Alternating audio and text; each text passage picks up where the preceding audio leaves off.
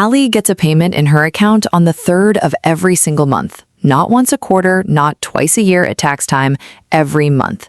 Most people assume that's not possible unless you're already rich or unless you own some secret type of investment nobody's told them about.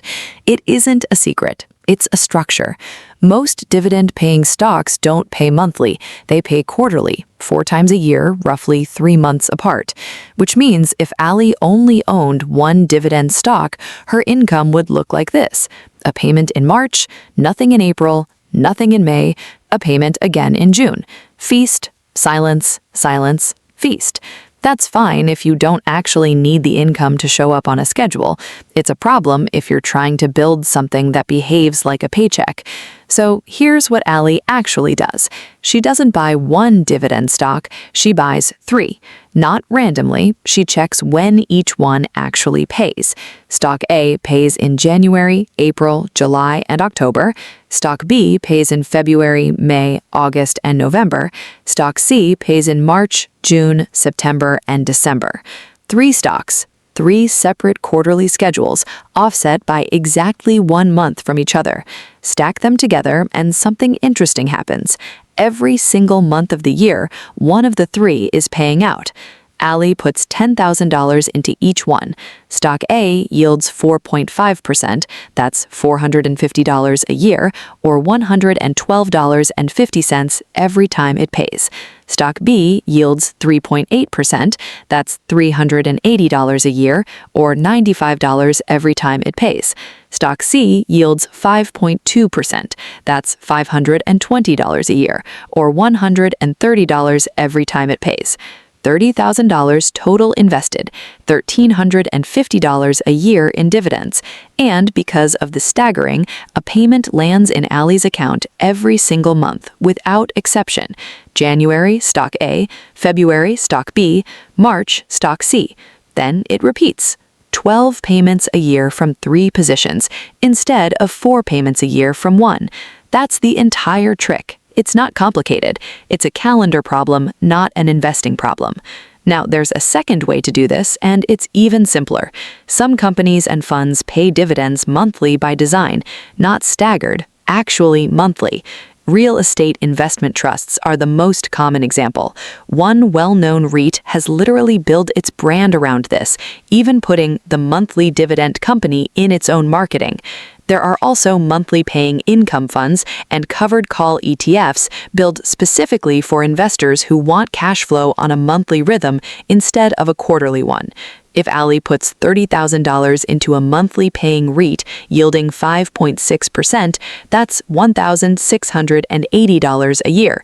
Divided evenly, $140 landing in her account every single month. No staggering required. No spreadsheet tracking 3 different payment calendars. Just one position, paying monthly, on its own. Most serious dividend income investors end up using both approaches together, a core of monthly payers for simplicity, layered with staggered quarterly payers to boost the overall yield. Now, here's the part where most dividend investing content quietly skips ahead, and I don't want to do that. How much do you actually need invested to live on this? At a realistic 4% average yield, generating $500 a month requires $150,000 invested.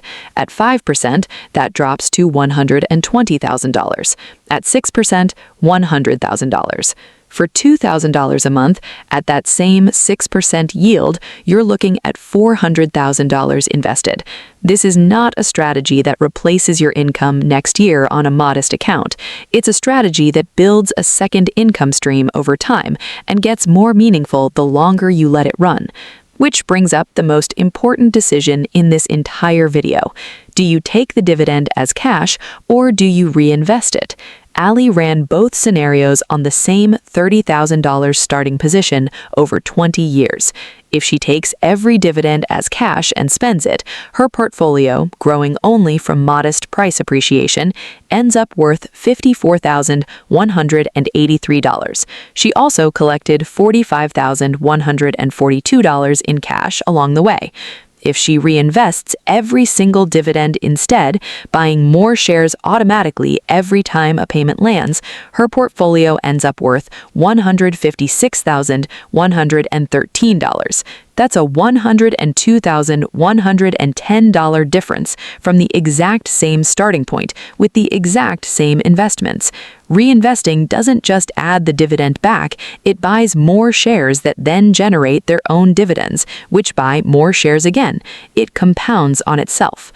Most brokerages will do this automatically if you turn on a feature called DRIP, a dividend reinvestment plan. You never see the cash, it just quietly buys more of the same stock the moment the payment lands. The honest version of this video has to include a warning. Not every high dividend yield is a good dividend yield. A stock paying 4.5% is usually healthy and sustainable. A stock suddenly paying 14% is usually not a gift, it's a warning sign. Yields that high almost always mean one of two things happened.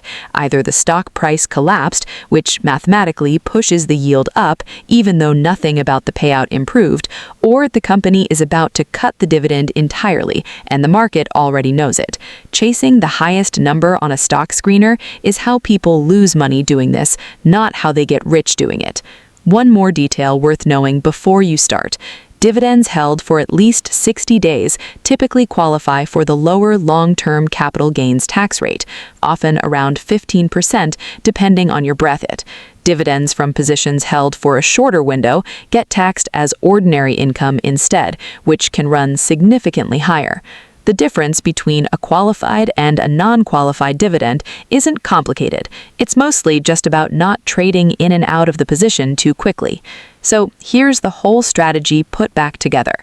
Pick 3 staggered quarterly payers, or 1 true monthly payer, or both together. Decide honestly whether you're building income now or compounding for later, and choose reinvestment or cash accordingly. Avoid the yield that looks too good to be true, because it usually is. And understand that a payment landing in your account every month isn't magic. It's 3 quarterly calendars, deliberately offset, working exactly the way Ali set them up to work.